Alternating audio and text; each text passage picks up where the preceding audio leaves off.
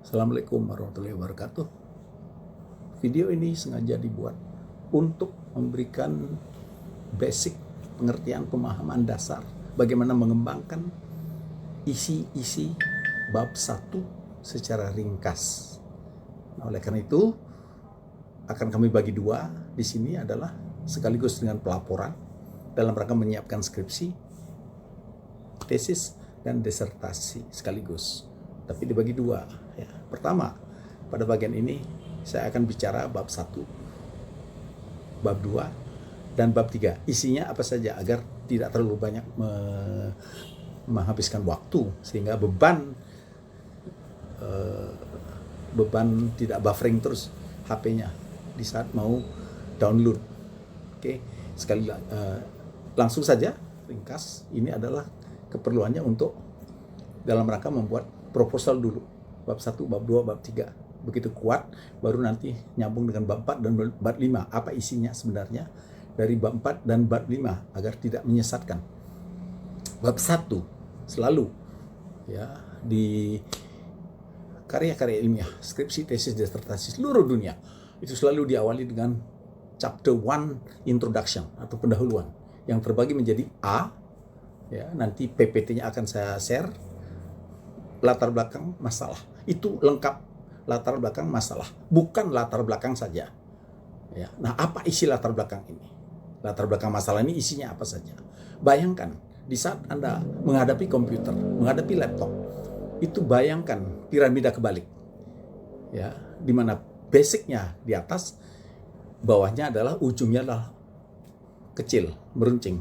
Jadi piramida kebalik artinya ya, di saat menulis latar belakang masalah ya, selalu Anda dahului dengan hal-hal yang bersifat umum. Misalnya ya, bicara mengenai CB, citizenship behavior, atau student performance, kinerja siswa, atau kinerja karyawan, atau kinerja guru dalam bentuk CB, karena CB adalah bagian dari performance. Maka dari itu teman-teman diawali dengan kata yang umum di seluruh dunia, dari dunia, dengan kata-kata misalnya ya, secara umum hampir di setiap negara manusia merupakan sumber dan sasaran dan subjek dari pembangunan itu sendiri. Oleh karena itu mengerucut lagi ya, pembangunan selalu diarahkan pada bagaimana caranya meningkatkan kesejahteraan umat manusia. Dalam hal ini, 3 hal yang sangat penting, yaitu aspek ekonomi, sektor stabilitas sosial, politik, dan budaya, serta pendidikan. Nah, mulailah nyambung dari situ kata-kata pendidikan. Nah, di Indonesia sendiri, aspek pendidikan begitu dianggap penting dalam meningkatkan dan menyiapkan sumber daya manusia untuk menyongsong Indonesia Emas 2045. Gitu. Ya. Karena itu, ya, pembelajaran menjadi tujuan utama dalam penelitian ini. Masuklah PBM pembelajaran dan sebagainya. Masuk hanya dibicarakan, ingat, pada latar belakang masalah hanya dibicarakan pada variabel terikat. Bila penelitiannya R&D, bila penelitiannya hanya regresi dan korelasi.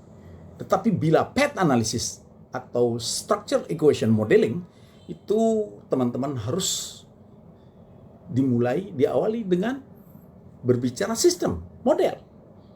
Karena model yang akan diuji. Contoh tadi, student performance atau kinerja karyawan atau kinerja guru yang diduga dipengaruhi oleh motivasi, lalu motivasi dipengaruhi oleh secara langsung kepemimpinan atau leadership.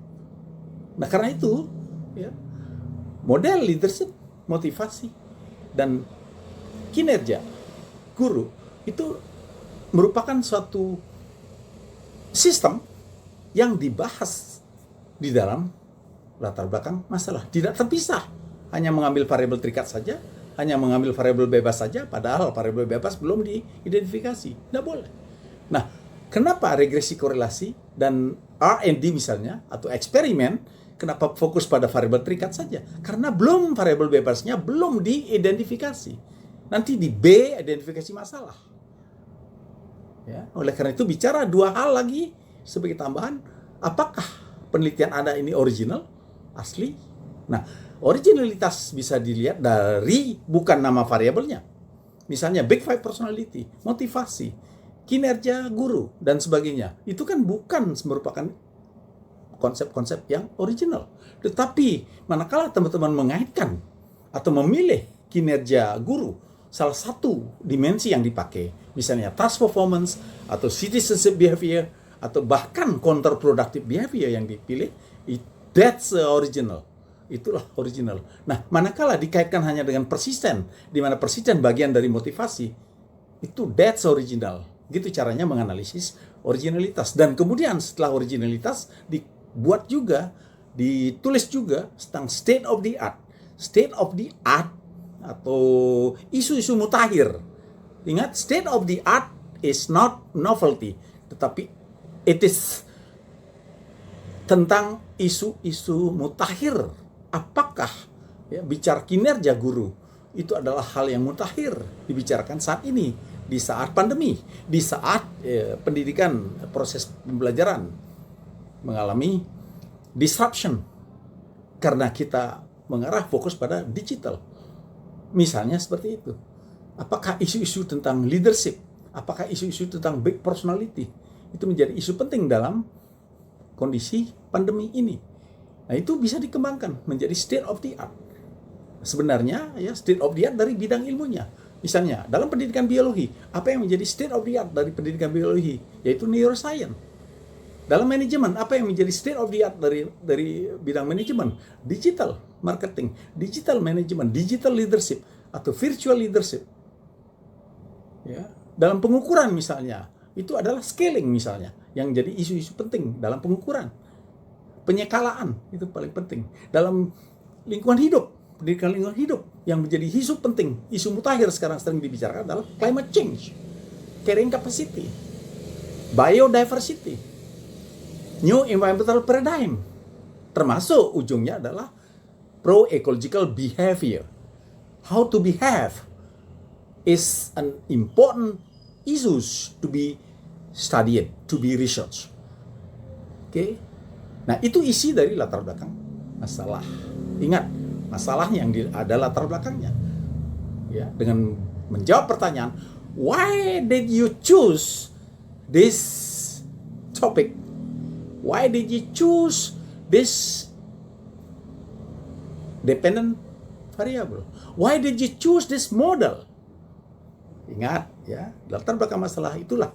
Keluarkan semua, ekspresikan semua apa yang menjadi keraguan-keraguan Anda. Nah, oleh karena itu, B, ya, subbab B tentang identifikasi masalah. Ya, ada pedoman ya yang sangat menyedihkan. Tiba-tiba B itu adalah pembatasan masalah. Wong belum diidentifikasi sudah dibatasi. Jangan pakai itu. Identifikasi dulu masalah. Caranya, ingat, gambar di tengah dengan tanda tanya. Gambar di tengah, di kertas, tengah-tengah. Ambil tengah-tengah, gambar tanda tanya, itu variabel terikat. Atau variabel endogen, bila path analisis. Kira-kira faktor apa yang mempengaruhi? Kira-kira faktor apa yang berhubungan dengan variabel terikat ini atau variabel endogen ini?